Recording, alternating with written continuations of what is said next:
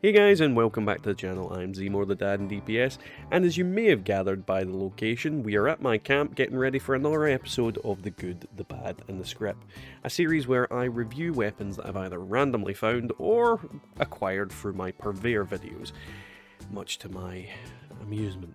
Anywho, before we get into it, let's thank our YouTube members, which are Twice-Baked Spuds, Golty, Wyatt Blackburn, Waller is Me, David Smith, Dio Fane Gaming, and our most recent member, the Fat-Headed Druid.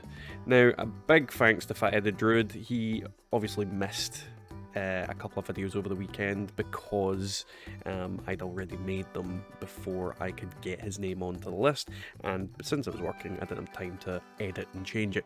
So big thanks to Fathead Druid for his understanding. Now if you do enjoy my videos, don't forget to leave a like, comment, subscribe, and let's get on with it. Have I introduced you to my friend? His name is...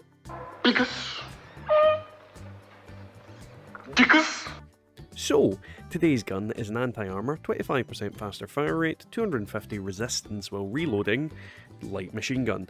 In terms of this gun, I used to use one of these variants very early on in the game, absolutely loved it, still do, and I occasionally bring it out and completely smash things into the ground. I believe this is going to be no different personally, but that remains to be seen. I'm hoping it's going to be a very, very powerful gun, and potentially something I will use for a long time. But we will have to find out now, won't we? So, like most heavy weapons, I don't know how it is going to do against the big targets. Some of them it's going to mince, I expect. Some of them it's going to do incredibly well. But let's see what it does against little old ghouls. Now, first thought is, don't try and use it in VATS, it's not going to do much. But against them, it's definitely mincing through them with the greatest of ease. Don't get me wrong, I don't think ultrasight ammo is probably the best thing to be using on ghouls, but, you know, when in Rome, and when I'm testing, why the hell not? Now, it does have quite a large clip size, but because of the faster fire rate and because it's a light machine gun, it goes through that clip size very quickly. So you do need to be aware that, yeah, you're going to have to burst fire the crap out of this against lighter, smaller enemies. But at the same time, the recoil on it is absolutely fantastic, so I am not having to flail my camera around very much. But the reload speed it leaves a little bit to be desired. Don't get me wrong, it's not the slowest by far, and because you have the luxury of a big clip, yeah, it's doing really well. I'm not struggling to kill these enemies at all. What the hell happened to that? So yeah, I am really enjoying this so far, and it's definitely a fun gun to use. Let's see how it takes it. Yep, deals with Wendigos very easily. Now, we're gonna have to test this out against one of the big fellas, and I suspect, being that this is a heavy build, I'll need to repair that, seeing it's a heavy build, I will go full power armor for testing on the bigger targets. So, before that, let's get to the build. Now, this being a heavy build, it's pretty standard. We have things like strong back, bare arms, master heavy gunner, and expert heavy gunner, just for that added damage and the weight reduction of the heavy weapons. This section doesn't really matter, so I put on glow sight just to get that extra damage on glowing enemies. We've got level 1 tenderized in there, but I can swap it out for level 3 if I needed to. We've got stabilized so that when in power armor we have more accuracy and more armor pen. Then you have adrenaline for that extra damage as we kill more and more enemies, and in this tree we have just your usual kind of things: bloody mess, one gun army, and then our damage mitigation perks. Overall, I think it's going to put holes in things, let's be honest. I definitely think it's going to put holes in things, but let's see how it does against Jeff.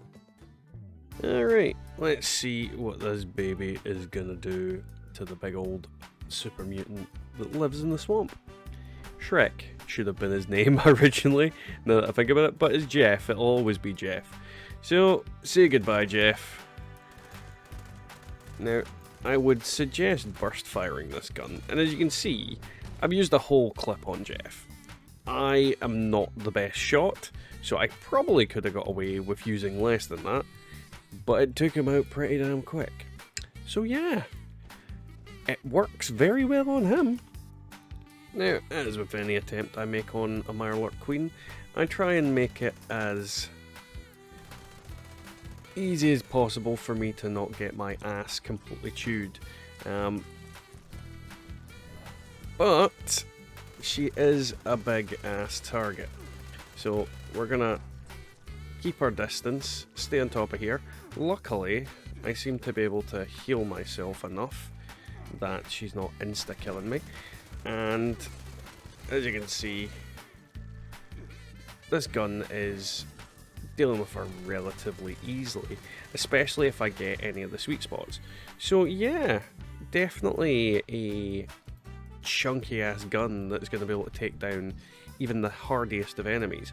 Don't get me wrong, it's not as good as its big brother, the 50 cal in my opinion, but it definitely freaking hurts. And the ammo is a bit expensive, I will say that as well. So I had to mute my sound on the daily ops thing. Basically the sound was bugging out because it's robots and it's melee day. Now this weapon is fantastic. It's gonna kick the ass of just about any enemy you come up against.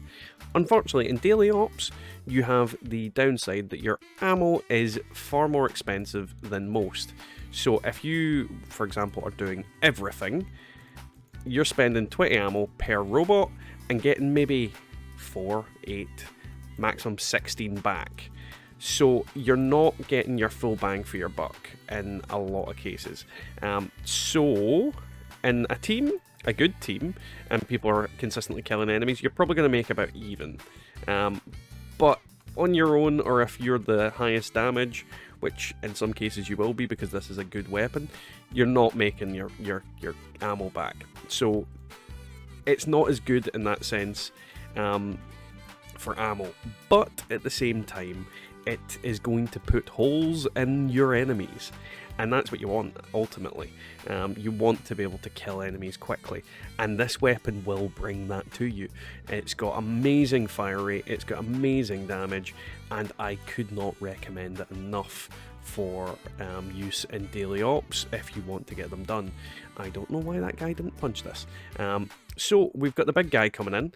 I won't need to do a cut to avoid that, and you'll get to see what this does to him if I don't die first. As you can see, I do need to control my fire a little bit, because if I don't stagger it, I end up losing my shit. But you can see he goes down fairly quickly, and the guy with the legacy back there, I don't feel like he's doing the same amount of damage I am, because when I'm firing at it, I see it go down. When he's firing at it, I didn't see jack. So yeah, I think this gun definitely does its job. So what do you think of today's weapon? Do you think it's OP? Do you think it's good? Bad? Terrible? Awful? God awful? Amazing? Would you use it? Are you still watching? Well, if you are, don't forget to like, comment, subscribe, share my videos with passers-by, strangers, find your estranged parents, shake them repeatedly, tell them about my videos, and if you want to support the channel, don't forget to hit that join button down below to become a member. But yeah, that's pretty much it. I enjoy the weapon, and we'll catch you all next time in the wasteland.